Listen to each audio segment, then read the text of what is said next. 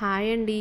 Good morning. Welcome to Siri chef. Happy Sunday. అందరూ ఎలా ఉన్నారండి? నేనైతే చాలా బాగున్నాను. మీరందరూ కూడా బాగుండాలని నేను మనస్ఫూర్తిగా కోరుకుంటున్నానండి. మీలో ఎవరైనా మన ఛానల్ని ఫస్ట్ టైం చూస్తున్నట్టయితే ప్లీజ్ సబ్స్క్రైబ్ చేసుకొని సపోర్ట్ చేయండి. అలాగే మన వీడియోకి ఒక చిన్న లైక్ ఇవ్వడం మాత్రం మర్చిపోకండి. మీరిచ్చే ఒక చిన్న లైక్ వల్ల మన వీడియో అనేది ఇంకొంతమందికి రీచ్ అవుతుందండి. ఈరోజు డే వ్లాగ్లో ఇన్స్టెంట్గా ఒక బ్రేక్ఫాస్ట్కి వడని ఎలా ప్రిపేర్ చేసుకోవాలో చూపిస్తానండి. వీడియోని ఎక్కడా స్కిప్ చేయకుండా చూడండి. ఇప్పుడు స్టార్ట్ చేద్దాం. ముందుగా ఒక మిక్సీ జార్ తీసుకుని అందులోకి 1 కప్పు ఉప్మా రవ్వను తీసుకోవాలంటే సూజీ రవ్వ, అలాగే పావు కప్పు వచ్చేసి అటుకులను కూడా తీసుకుని జార్కి క్యాప్ పెట్టేసుకుని మెత్తగా బ్లెండ్ చేసి తీసుకోవాలండి. ఇలా బ్లెండ్ చేసిన తర్వాత దీనిని వెడల్పుగా ఉండే ఒక బౌల్లోకి యాడ్ చేసేసుకోవాలి. యాడ్ చేసుకుని ఏ కప్పుతో అయితే మనము రవ్వను తీసుకుంటామో అదే కప్పుతో 1 కప్పు వచ్చేసి పెరుగును కూడా తీసుకుని మొత్తం అంతా ఒకసారి బాగా మిక్స్ చేసుకోవాలండి. ఇక్కడ స్పూన్తో సరిగ్గా కలవట్లేదనేసి నేను ఇక్కడ చేత్తో కలుపుతున్నాను. మీరు మీ కంఫర్ట్ని బట్టి కలుపుకోండి. నేనైతే ఇలా చేత్తోనే కలుపుతున్నానండి. వాటర్ ఏమీ లేకుండా ఇలా కలుపుకొని ఒక 15 నిమిషాల పాటు పక్కన పెట్టుకోండి. ఇవి నానేలోపు ఇందులోకి ఒక బంగాళదుంపను కూడా ఉడికించి పక్కన పెట్టుకోండి. 15 నిమిషాల తర్వాత మీకు బ్యాటర్ని చూపిస్తున్నానండి. ఇందులోకి ఒక బంగాళదుంపని ఉడికించుకుని ఇలా పిండిలోకి యాడ్ చేసేసుకుని మొత్తం అంతా ఒకసారి బాగా మిక్స్ చేసేసుకోవాలండి. ఇలా బంగాళదుంపని యాడ్ చేయడం వల్ల మనకి వడలు అనేవి క్రిస్పీగా ఉంటాయి. అలాగే గుల్లగుల్లగా టేస్ట్ అనేది సూపర్గా ఉంటుందండి. ఇలా మొత్తం అంతా బాగా మిక్స్ చేసుకోవాలండి. ఎక్కడ మనకి బంగాళదుంపలు అనేవి లేకుండా నీట్గా కలిపేసుకోవాలి. ఇలా కలుపుకున్న తర్వాత ఇందులోకి ఒక పెద్ద ఆనియను, అలాగే ఒక పచ్చిమిర్చి, ఓరెమ్మ, కరివేపాకు, కొంచెం కొత్తిమీరను కూడా చాప్ చేసుకుని యాడ్ చేసుకోవాలండి. ఒక అర స్పూన్ వచ్చేసి జీలకర్ర, రుచికి సరిపడా ఉప్పును వేసుకుని మొత్తం అంతా ఒకసారి బాగా మిక్స్ చేసేసుకోవాలండి. బాగా మిక్స్ చేసుకున్న తర్వాత ఇందులోకి వాటర్ కానీ యాడ్ చేయకూడదండి. ఒకవేళ మీకు పిండి అనేది బాగా గట్టిగా ఉంటే కనుక లైట్గా వాటర్ని స్ప్రింకిల్ చేసుకోండి. ఎక్కువ యాడ్ చేయకూడదండి, జారైపోతుంది పిండి అనేది.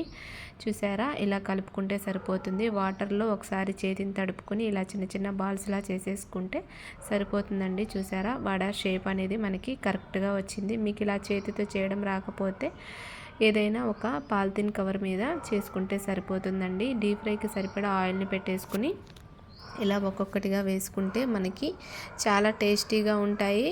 అలాగే చాలా క్రిస్పీగా కూడా వస్తాయండి వడలు అనేవి.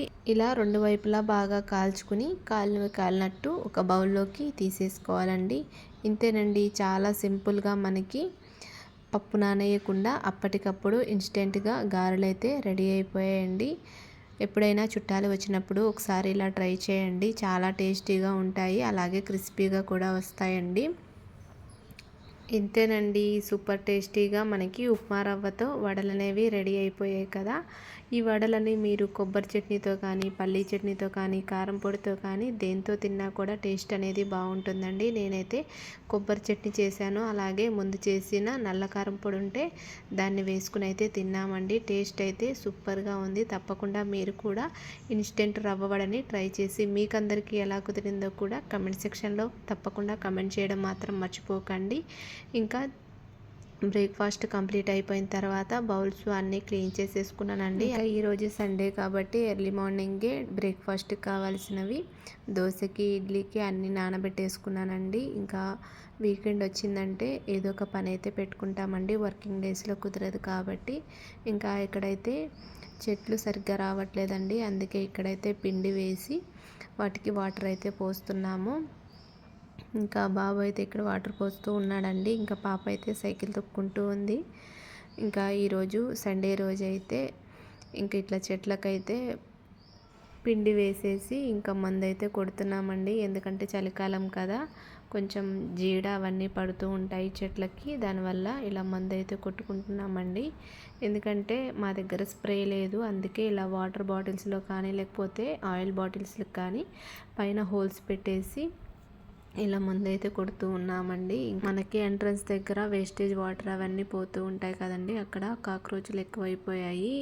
ఇంకా బొద్దింకలు ఎక్కువైపోవడం వల్ల ఇంక ఇక్కడైతే బ్లీచింగ్ అయితే వేసామండి. అలాగే యాసిడ్ బాటిల్స్ కూడా తెప్పించి అవి కూడా పోసేసి ఇంకా కిందంతా క్లీన్ చేసుకుని వచ్చామండి. ఇంకా కిందంతా క్లీన్ చేసుకుని పైకి వచ్చిన తర్వాత ఇంక ఇక్కడైతే చికెన్ అయితే పెట్టేశానండి. ఈరోజు చికెన్ ఫ్రై అయితే చేస్తున్నాను. ఇంకా పక్కనైతే రైస్ అయితే పెట్టేశానండి.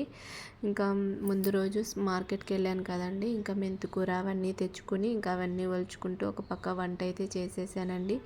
ఈరోజు సండే వ్లాగ్ అయితే ఇదేనండి. మీ ఇంట్లో స్పెషల్ ఏంటో కూడా కమెంట్ సెక్షన్లో కమెంట్ చేయండి. మా ఇంట్లో స్పెషల్ అయితే చికెన్ ఫ్రై అయితే చేశాను. రసం చేద్దాం అనుకున్నాను కానీ టైం లేదు.